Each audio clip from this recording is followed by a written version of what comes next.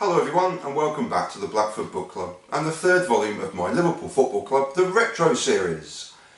A quick shout out to Dave Waller and his YouTube channel at Dave Waller LFC, without whose videos this wouldn't be possible.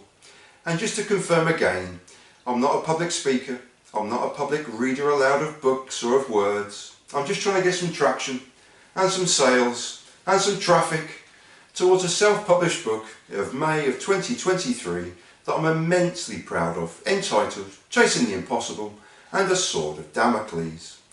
This is also a long chapter, it's also a slightly personal one, as we'll get to. So I'm going to allow myself some stumbles and some silly bumbles along the way, and let's just see how we do. From the title of this article alone, you will already be aware of the score in this particular game, but first we need to propel ourselves forward, 7 months in fact, to the 17th of October 1987, when Queen's Park Rangers visited Anfield as the leaders of the then simply titled First Division. It was a footballing cliché to rule them all, a top-of-the-table clash. But whereas with the game under discussion and the Reds' narrow 2-1 win on a cold March night, 7 months later Kenny Dalglish's team of record breakers and the utter joy that was the Barnes, Beardsley, Aldridge and Houghton team of late 1987 onward destroyed QPR 4-0 on a crisp and sunny October afternoon, and very much the calm after the storm.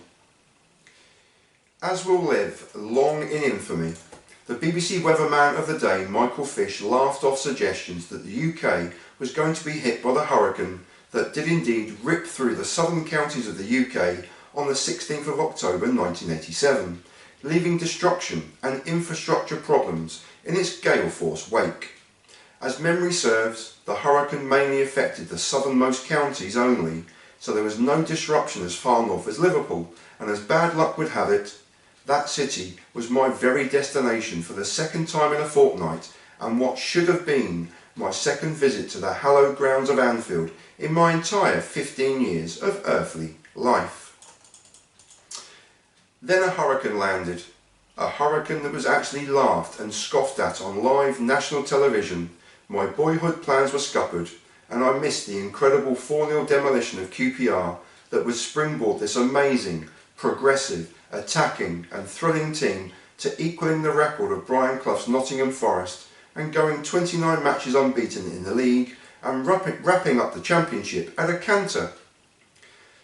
The less said about the FA Cup final with Wimbledon that season the better, so we'll just skip over that crazy gang piece of injustice, whistle a happy tune, and fondly remember John Barnes' utter brilliance on the wing, Peter Beardsley making me fall instantly in love with him, and for John Aldridge's incredible goal return.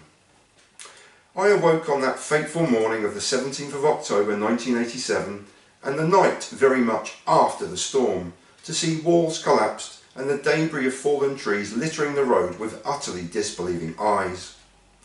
I arrived at the train station at 5 AM for the near 6-hour journey to be met by engineers and workmen telling tales of major delays, coach shuttles, bus transfers and all manner of unrealistic travails ahead for a 15-year-old travelling alone. So instead, I've returned home to a similarly disbelieving mother and duly returned the begged and borrowed cash I had no doubt begged and indeed borrowed. Regardless of my attendance, the Reds ripped through Rangers on this bright sunny October day, with Craig Johnson opening the scoring before a clinical penalty from John Aldridge put the Reds 2-0 up. Then the game became the John Barnes show, as first Liverpool hunted down a loose ball in a hungry pack as usual, and Whelan's deft touch found Barnes, and following a wonderful 1-2 with John Aldridge, he found the same corner of the Cop-End goal as Aldridge did with his penalty earlier. It looks a simple goal, but it's a sublime finish, yet what was to follow has since rightly gone down into Liverpool Football Club folklore. Within seconds of the restart, Barnes hunted down the ball on the halfway line and just ran at the heart of the QPR defence, touching the ball with either foot 8 or 9 times before, with 2 deft touches with his left foot, flummoxed 2 Rangers defenders before he calmly slotted the ball with his right foot into the bottom corner of David Seaman's goal. It's a stunning goal that I've been in love with over 30 years now, and it's just a howling shame that I didn't get to see it in the flesh all those years ago. 7 months earlier it was a very different Liverpool team, and in a particularly indifferent season too, as the only highlights were a shared Charity Shield with neighbours Everton and a win in the inaugural but short-lived Screen Sport Super Cup. In a somewhat failed season they were also defeated 2-1 by Arsenal in the League Cup final at Wembley and had to stand on the sidelines and applaud their blue Everton neighbours as they wrapped up the championship. But all that was for the future. First, the Reds entertained the pleasingly old-fashioned blue and white hoop shirts of Queen's Park Rangers, and a certain Ian Rush was about to make yet more Liverpool history. Ex-Red Sammy Lee returned to Anfield for the first time since leaving his boyhood team, and in those very pleasing blue and white hoop shirts too, alongside QPR stalwarts Terry Fenwick in defence, Mike Fillery in midfield, and the flying winger of his day, Wayne Faraday. Liverpool fielded as strong a side as injuries and team rebuilding would allow, with new signing John Aldridge on the substitutes bench, watching a Reds team in transition, with Barry Venison, Nigel Spackman, Paul Walsh and John Walk all getting a rare chance in the starting 11, and it's Spackman who immediately impresses with ferocious tackles in the midfield, one a brilliantly timed one, the other less so, and with QPR making the early running, a flashing cross shot is guided behind by veteran Ronnie Whelan, who only narrowly avoids an embarrassing own goal.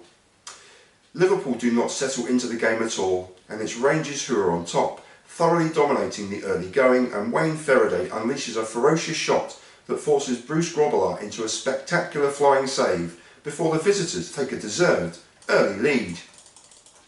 Goal!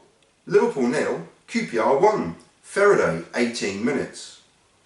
Future England goalkeeper David Seaman hoists a huge kick upfield, which is won by Rangers striker Gary Bannister, before a quick incisive cross is headed powerfully past Grobbelaar into the Liverpool goal by Mike Fillery.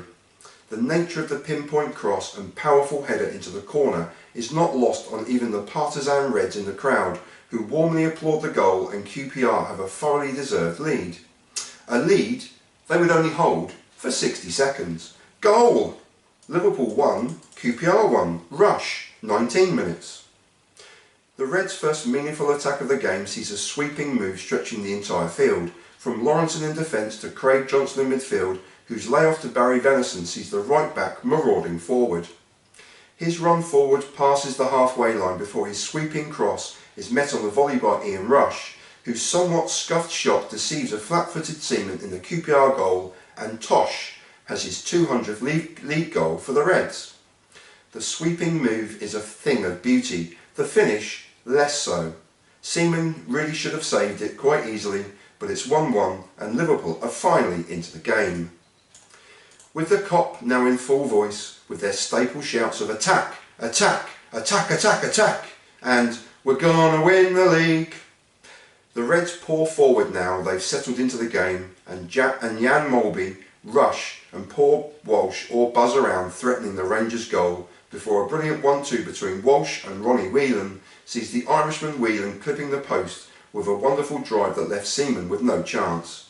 This typifies the dominance the Reds now have in the game after their incredibly slow and ponderous start, and Rush forces a fine save from Seaman before the teams leave the field at half-time, with the score locked at 1-1. With the second half in its early stages, a through ball sees Ian Rush with a clear run on goal before cynically being hauled down by Rangers defender Alan McDonald. Despite it being a clear goal-scoring opportunity, he's only shown a yellow card and not a red card in today's footballing language, and there wouldn't be any need for the pesky interference of the video assistant referee. VAR would not be required today. McDonald would be sent off in an instant, but the foul in 1987 leads to a promising close-in free kick for the Reds, and Molby curls a delicious shot around the wall that Seaman fingertips narrowly past the post. It should have been a corner to Liverpool, but the referee doesn't spot the terrific save from the future England goalkeeper and refuses to hear the protests from a distressed and angry Jan Molby. The teams trade half chances, Fillery for QPR and John Walk for Liverpool, before the introduction of substitute John Aldridge leads to Liverpool's winning goal. Goal! Liverpool 2, QPR won, Rush 73 minutes. A very untypically Liverpool goal. Grobbelaar launches a huge kick upfield which substitute Aldridge heads into the path of an already running Rush.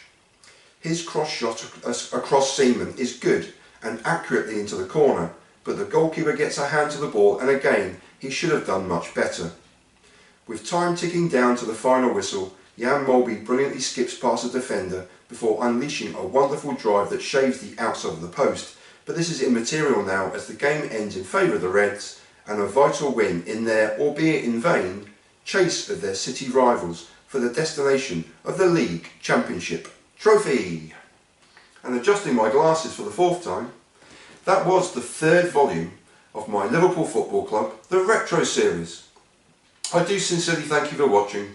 I am just trying to get some sales for that pesky book that I'm immensely proud of. And I thank you for watching, and I'm going to leave you in peace and in solidarity. And I'm going to thank you once again for watching and say, up the Reds! And peace.